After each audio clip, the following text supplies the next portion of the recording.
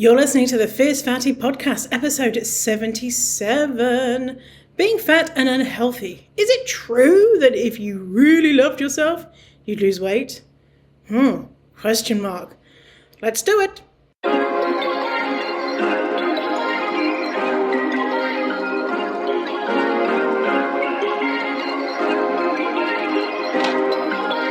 Perfect. I'm Victoria Wellesby, TEDx speaker, best-selling author and fat activist. I have transformed my life from hating my body with desperately low self-esteem to being a courageous and confident, fierce fatty who loves every inch of this jelly.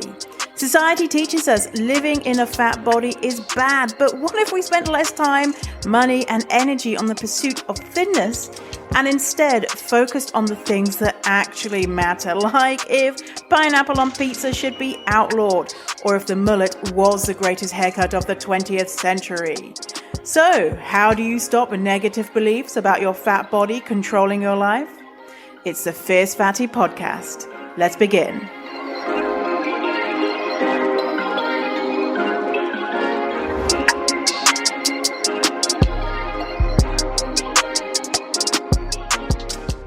Someone is outside cleaning something, power washing something, so hopefully you can't hear that noise too much.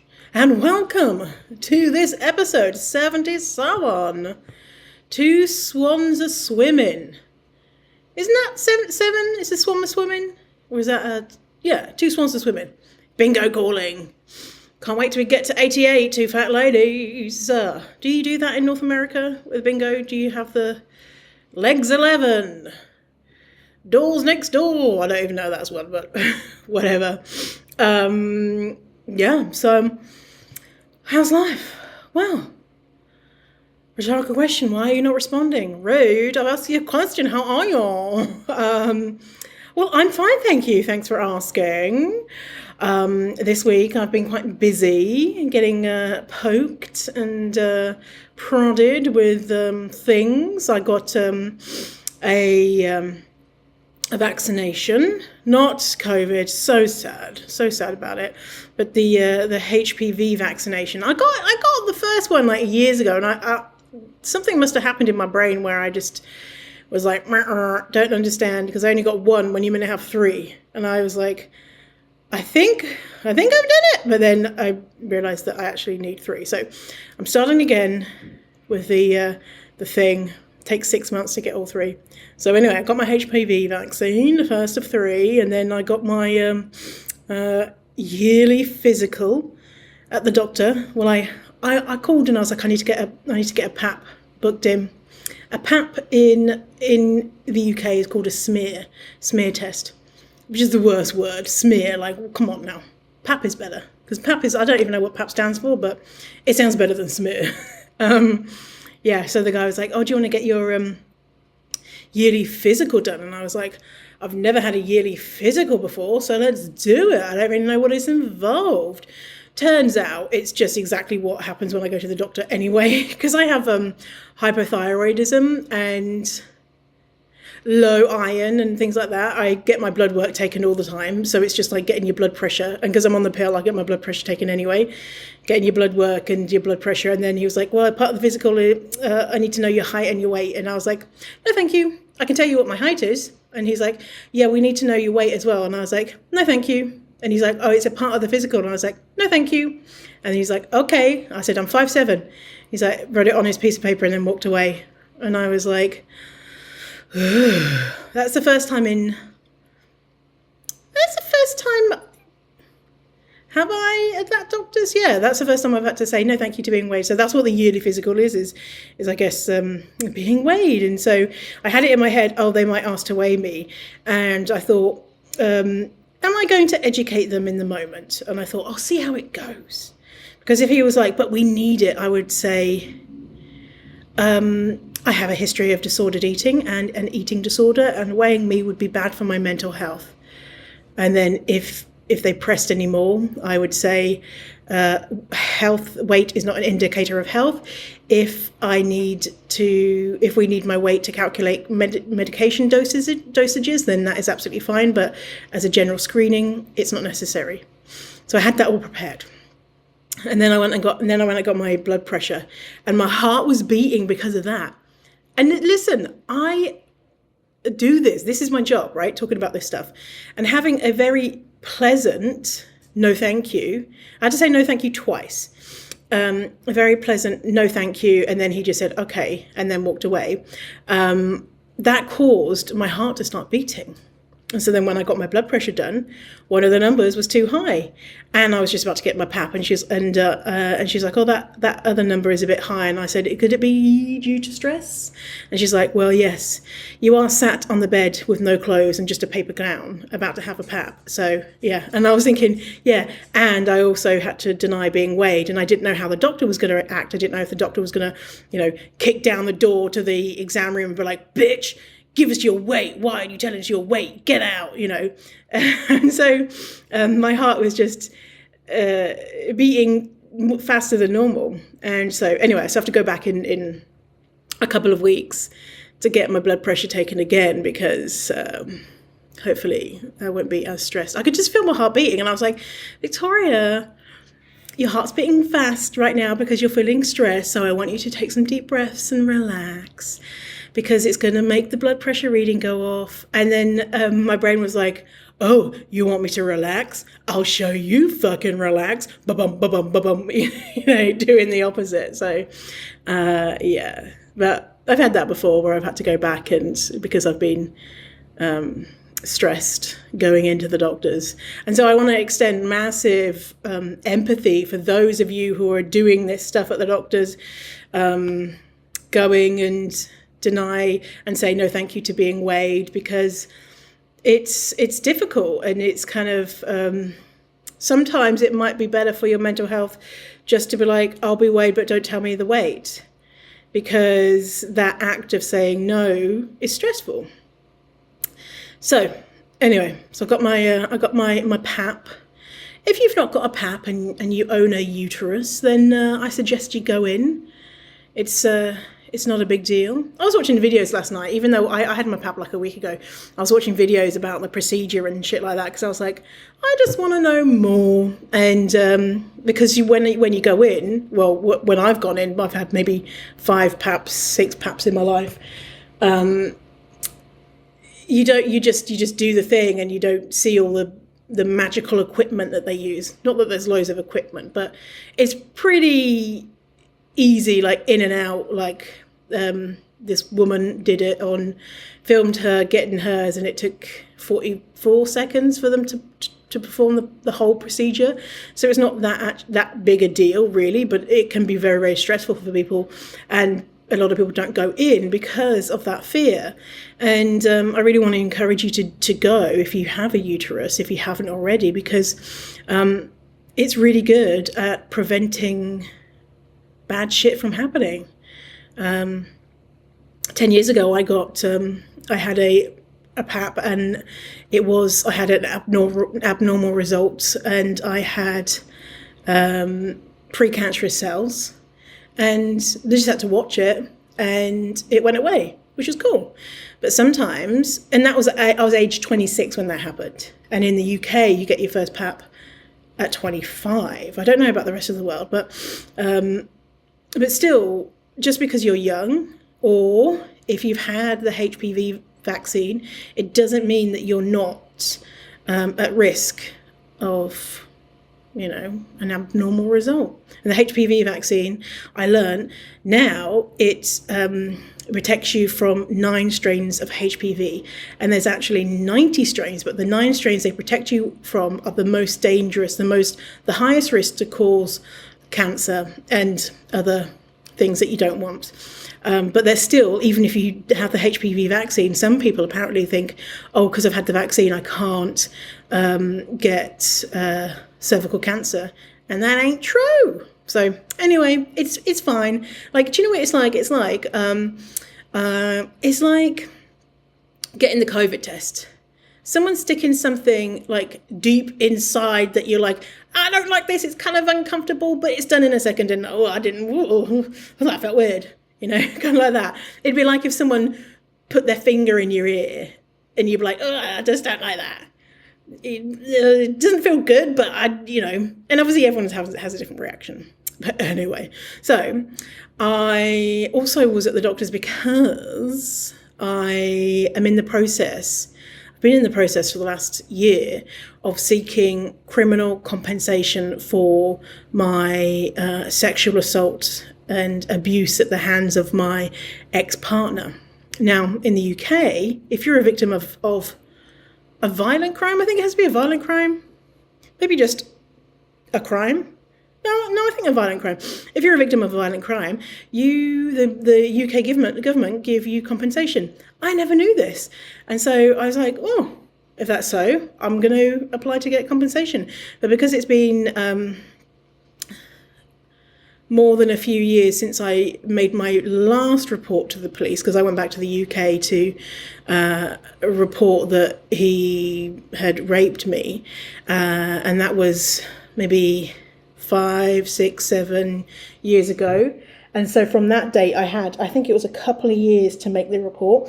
And so now I'm having to demonstrate that that I couldn't at the time make the report, and I had to do that through my doctor's records, and so I got all my doctor's records from one doctor. I need to get them from another doctor. And I was reading through, it's so interesting. So some of the things that they write, I'm like, what? Like one of the reports, it said, she is dressed well. I'm like, what the fuck has that got to do with anything, that I'm dressed well? This is weird. That was so weird to read that. Anyway, and so I'm reading all my things, and there was this one thing. I'm like giving you all of my medical history right now in this episode. I'm like, so when I was 7, so I had I have IBS, right? And in the process of diagnosing my IBS, I had to go to a gastroenterologist. And I was reading all the letters the gastroenterologist wrote to my GP, and she was saying things like, I've told Victoria to not eat this, and we've tried this diet and that diet, and she's vegan. At the time I was vegan, and she does everything that I tell her, and there's no change to her symptoms. And so we've put the tube up her bum and in her mouth. You know what that's called? What's that called? What is that called? Anyway, tube at the bum, at the mouth, and put the camera, they have a look. Endoscope? Something like that? Anyway, tube up the bum in the mouth, had a look, took some biopsies, see if there's anything wrong in there. No, there's nothing. So, conclusion, lose some weight. I was like, and the last thing is, she's done all of these things. We've done all these investigations. I told Victoria to lose weight. And I don't remember this, so obviously that part of it didn't traumatize me. I remember the after effects. Like, I remember at that time I was dieting. Now I'm like, now I realize why. Because obviously she said that you have to lose weight, and I was doing lots of weeks where I was like not eating this and not eating that and blah blah blah. And I'm like, now I'm reading it, I'm like, I'm so mad, because at the time I was I'd done they don't know what it is, so they've done all these investigations, and so they're just like, try not being fat, how about that? And as well, I was pretty small. I was like a small fat at the time, still fat, but it's like, why, what evidence? You're a specialist in this area, and all you can say is do this, is to lose weight. What has that got to do with anything? Like, just made me mad. And it's so unethical. Like, lose weight. Oh, okay. How do you do that then? Oh, no study ever once produced in the history of the world that shows any method of weight loss is effective for only a small portion of people. So yeah. So all this has got me thinking. About our journeys into loving and accepting our bodies. And the health thing is such a big, sticky thing. And I see it time and time again.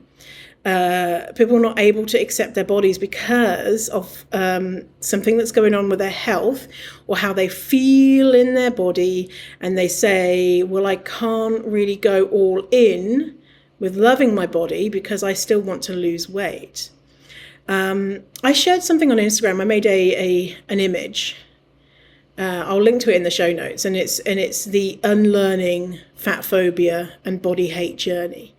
So I shared that, a little sort of 6 steps of what it is. Let me read out the steps, and you can think in your brain where you're at and how this is connected to what we're talking to today. So the Unlearning Fat Phobia and Body Hate Journey, number 1, step 1, believe most, if not all, fat bodies are unhealthy, unattractive, unworthy. Number 2, catalyst/event which reveals body hate isn't sustainable. Begin to explore fat politics/weight science. Number 3, step 3, intellectually understands that fat people can be healthy, attractive, and worthy, still hold some problematic beliefs. Number 4, finds lots of fat people attractive, but not their own fat body, letting go of healthism. Number 5, begins to appreciate, like, or even love their own fat body.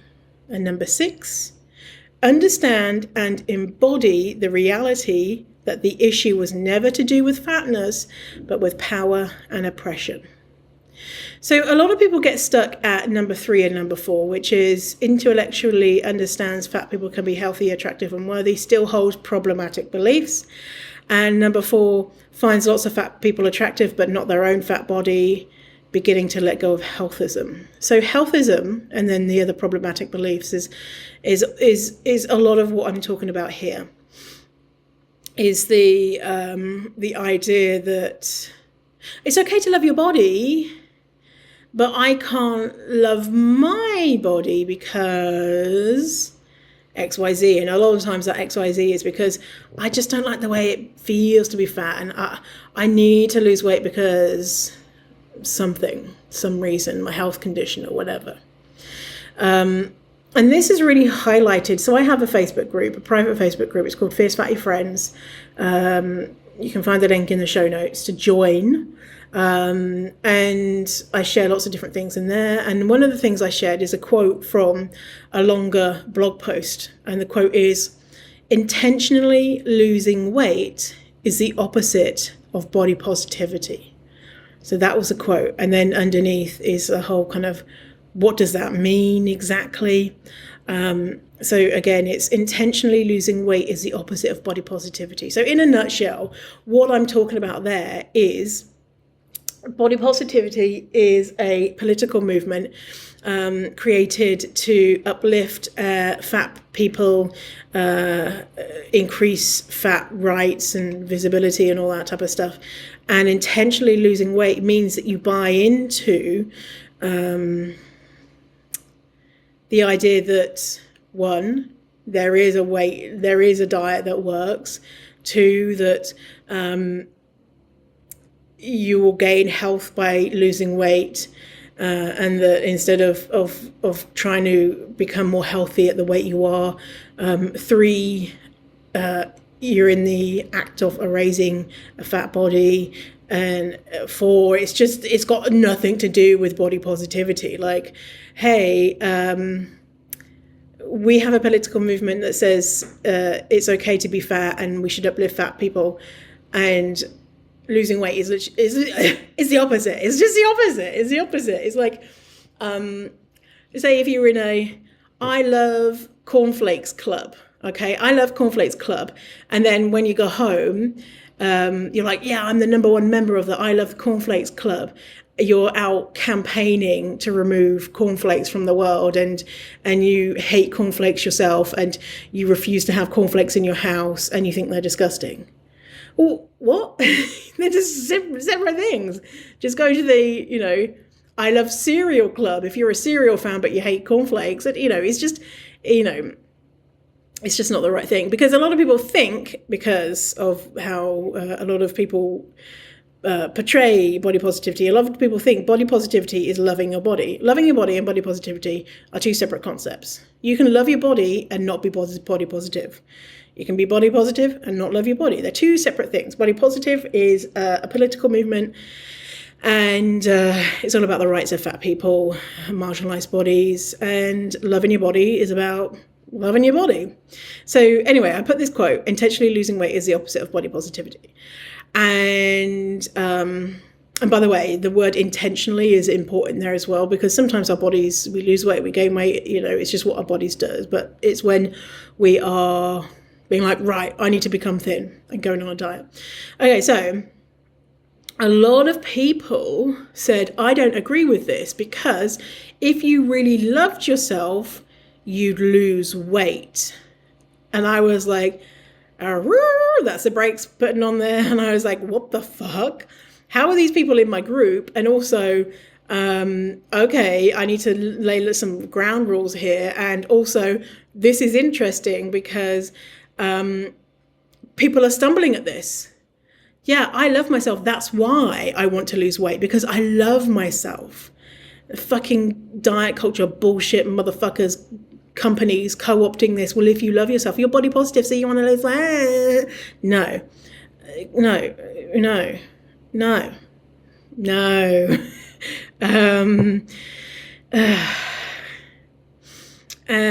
Well, I guess, some people that is true, right? If you loved yourself, I love myself, so I'm going to lose weight. And I say is true with like a big kind of like, is it? Because really, it comes from a lot of like dieting just comes from a lot of negative, self-hating, fat-hating, oppression, bullshit. So is it coming from a place of light and love and fairies and flowers? I don't think so. So anyway, I had to write a post. I wanted to write a post to pin at the top of the group, so that whenever people come in, because sometimes people come in and I always presume everyone's listened to the podcast, everyone has been on my Instagram, everyone knows who I am, and they come into the group. But there could be people, and I have screening questions. I have screening questions to get in. There could be people that have just seen me 2 minutes ago, and they presume, oh, this is a weight loss group, or some, I don't know. They don't know what I'm about. And so I've pinned a post at the top of the group to make sure that everyone's in agreement. And if you're not, I don't want you in the group, because I don't want any, we have rules in the group, like you can't use the O words, you can't talk about how you're a fat piece of shit, and you can't say things to hurt others, and all sorts of different rules, but not like 1,000 rules, but basically don't be a dick and hurt other people. But anyway, so this is a post. I want to clarify the beliefs of this group so that we're all on the same page. First one, there is no reliable way to lose weight. Not one single study has ever been published to show any way to reduce our size for any more than a tiny percentage of people long term. If you want to lose weight for quote-unquote health reasons, this doesn't mean weight loss will magically work for you. Next one. Saying it's okay to be fat as long as you're healthy is problematic. This is healthism and playing into the quote-unquote good fatty trope. Next. The O words, and I've written out what they are and censored them. The O words are slurs. If you use them in the group, then you must censor them like I have here. And then the next one is, health is a social construct. It is a very complicated issue, and there are many factors that make up someone's quote-unquote health status, including things like access to healthcare, socioeconomic status, race, education level, amount of weight, stigma, experienced, etc. Next, straight-sized people can get the same health issues as fat people. Seeing as we know weight loss doesn't work, then seeking to improve health issues outside of focusing on weight is probably going to have the most helpful outcome. If you have issues with any of the above, then this is probably not the right place for you. I will not tolerate the continued conflation of weight and health. Example, I love myself, therefore I'm going to lose weight to be healthy. The idea that you have to be healthy to be a quote-unquote good fatty. The use of uncensored O words. Moralizing health. Not everyone can be healthy. Not everyone wants to be healthy. Some people really like focusing on improving their health. Some people want to focus on improving their mental health. All of these are morally equal. Again, if you have issues with any of the above, then this is probably not the right place for you. So the reason why I'm telling you all this is to kind of untangle that health thing. I'm not going to tell you what to do with your body. Sometimes people need to do that one last diet to prove to themselves that, yeah, dieting is not the right path for me. Or they could be in that tiny percentage that is like loses weight and has no ill effects and runs off into the sunset in the arms of their hunky lover, you know? Who knows? Chances are it's going to be the first, unfortunately. And then you can run into the arms of into the arms of your hunky lover into a sunset as a fat person, or as a person who doesn't diet. So in some ways that, going on a diet could be helpful for some people, because it could get them to a place where they're like, okay, well, I'm going to try and work out how to overcome how I'm feeling. But it's a risky thing to partake in. And if we can get you to a place where you don't potentially have to harm your physical and mental health to understand diets are bullshit, then that is probably the better route. But, sometimes people just got to learn, right?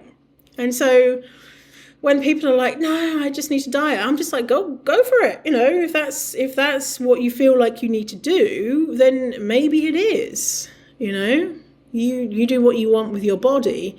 But also, if you're interested, here are some other things to consider. So some things I want to consider about this idea. If you loved yourself, then you would go on a diet, or,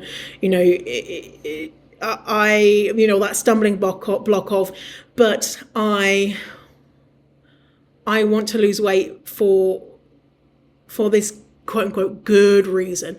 I don't want to lose weight because I want to look sexy. I want to lose weight because I want to run around with my kids, and I want to be able to touch my toes and tie my shoelaces, and I want to improve this health condition that I'm living with. And if you want to be healthy, great, of course, many people do. Many people want to live a long and happy life, and that's a normal desire. That doesn't make if that is you, that doesn't make you morally superior. And if that's not you, that doesn't make you morally inferior. And also, as I mentioned in that post, not everyone can be healthy. So that's the first thing. If you want to be healthy, that's normal. And the second thing is, it's not your fault if you have a fat body. And if you're unhealthy, it's not something that you need to blame yourself for either. The shame that you're feeling can have dramatic negative effects on your physical and mental health. So all of that shame, we just need to work on getting rid of it, because it's not helpful.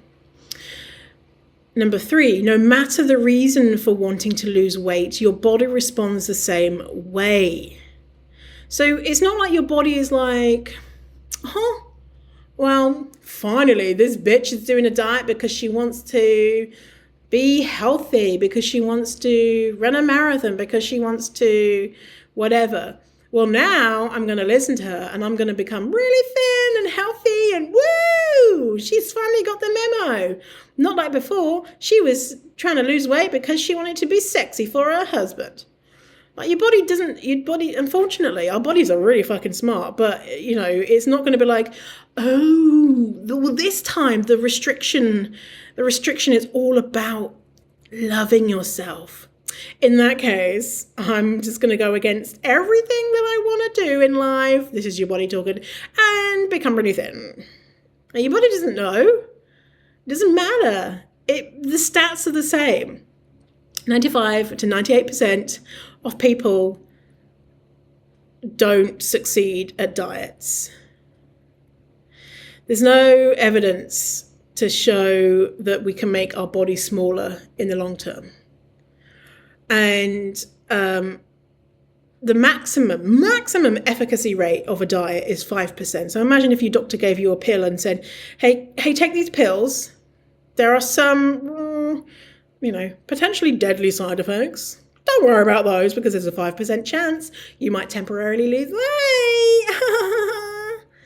A 5% chance max, but you could be actually 2 out of 3 people end up fatter after taking the pill, but there's a 5% chance you might lose weight, but 2 out of 3 people actually put on more weight after the pill.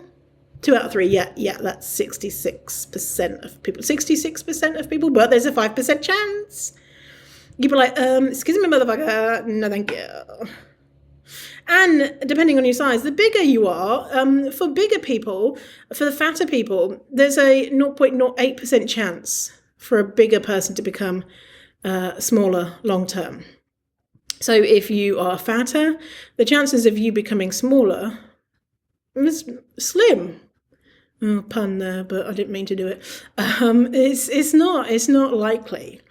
And if you do diet, then chances are 2 out of 3 people will be bigger than they started out.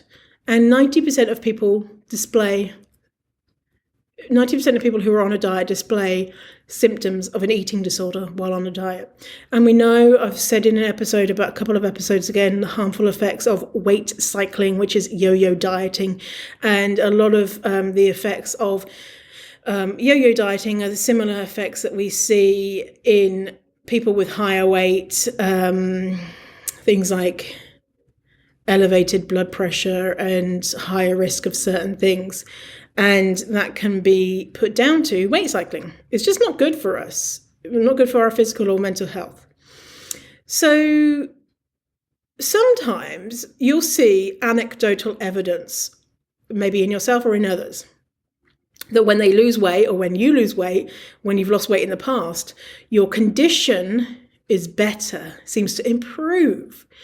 And here's like two sides to that is maybe if you have a smaller body, you're able to do things like tie your shoelaces because you have less adipose tissue. Like that's just like a physical thing. There's less of you. There's less of you to move around to get to your laces. That's just a fact, right? So losing weight could help with being able to do something like, mobility temporarily. And then chances are that you will become bigger than before. And so actually it's worse for mobility if it's literally just your body is in the way of you performing a task. And the other side of this is when people engage in dieting, what they often do is engage in things like physical activity, improving their strength, their stamina, eating a variety of foods. Now, these things, independent of weight loss, are beneficial to our health. And so if we take out the goal of weight loss, which studies have done that, we take out that goal of weight loss, it shows that health-promoting activities are way more sustainable versus if we put weight loss in there as well. And so if 2 people, one had the same, was eating a variety of foods, was moving their body, was not smoking, whatever, and the same person was doing the exact same thing, but also their goal was to lose weight, that person whose goal is to lose weight will stop the health-promoting behaviors way quicker than the one just doing it just because they want to improve their health. Because weight loss doesn't work. And when the person B sees, I'm doing all this stuff and I'm not losing weight anymore. I might have at the beginning, but not anymore. Fuck it, it's not working. Whereas person A, they're not looking at the weight. They can see that actually, if I try and improve my stamina and my strength, turns out my stamina and strength improves. Because they're not looking at the number on the scale and they're looking at what they can do with their body or how they feel when they eat certain foods, then they can see the results and they can say, oh, wow, this is great and this is working. But if they were looking at the weight on the scale, they'd be like, this is not working. So you might have that anecdotal evidence of, well, when I have a smaller body, I just feel better. Well, what are you doing? And also, do you feel better just because it's nicer to be in society when you have a smaller body? There's lots of things going on there. So, if you really loved yourself, you would lose weight. I don't know if that is true. In fact, I'm pretty sure it's not true, because the two really, like, if you love yourself, you will try and do what's best for yourself through a lens of compassion. And is it compassionate towards yourself to diet? My answer to that is no, not really, because it's harmful to my physical and mental health, and it doesn't make me thinner or better. And even if it did make me thinner, which is very, very unlikely, that doesn't improve my self-love. A lot of the times people on diets, their self-love or self-esteem or body satisfaction levels go down because they're so focused on their body, what it looks like. So if you still feel like you need to diet because you have a health condition, these are the 6 things I want you to know. 1, if you want to be healthy, that's totally normal. It doesn't make you a bad person.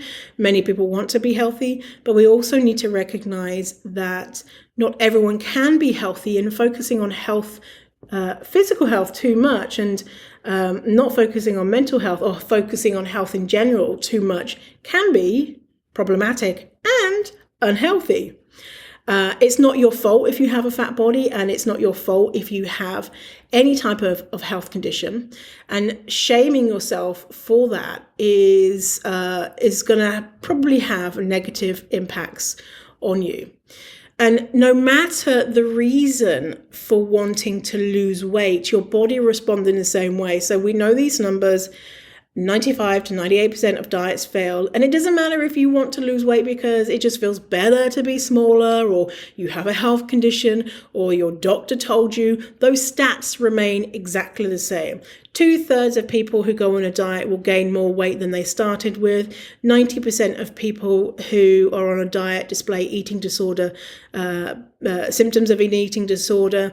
And depending on your size, the higher weight that you are, you have a 0.08% chance of becoming small and staying that way. So it doesn't matter if you want to become smaller because you want to run after your kids, or you want to be more athletic, or you want to live longer. There's simply no way to become smaller, but there are ways to become healthy. And if we focus on our health outside of our weight, we are way more likely to maintain those health promoting behaviors that we could engage in. And so a lot of times you will have that anecdotal evidence of, when I was smaller, I felt better. Well, my question to you is, what were you doing when you were smaller? Were you moving in a certain way? Were you being outside more? Was your mental health improved? Like, what else were you doing at that time that made you feel better? And potentially doing those things outside of trying to lose weight is going to make you feel the same way. So explore that. And if you are in that stumbling block of, I can't move to that, in that unlearning fat phobia and body hate journey steps. I can't move from 3, 4 to 5, and 5, which is begins to appreciate, like, or even love your own fat body. And number 6 is understand and embody the reality that the issue was never to do with fatness, but with power and oppression. It could be the health thing. And also it could be that that you're in constant learner effect, in constant learner mode, and that you're not taking action, and that you were doing things like learning, and you were not doing. So they could be the things that are keeping you stuck. So, all right. Well, thank y'all for hanging out with me today, and I will see you on. Oh, hang on. Wait. Don't go yet. Don't you go yet. Reminder. Go and sign up for the How to Love Your Body challenge. fiercefatty.com/challenge. How to love your fat body. Be in all the photos, ditch the boring clothes, and stop pulling down your top to hide your belly. We're going to have a challenge. It's going to be amazing. It's happening on May the... Pull up my calendar. May the 3rd. And it's going to be amazing. It's March right now, and I'm already working on it. So you know that shit's going to be good. So go sign up. It's free. And fiercefatty.com/challenge. You can find the link in the show notes. And I'll see you next time. Okay, now you can go. All right. Okay. Bye.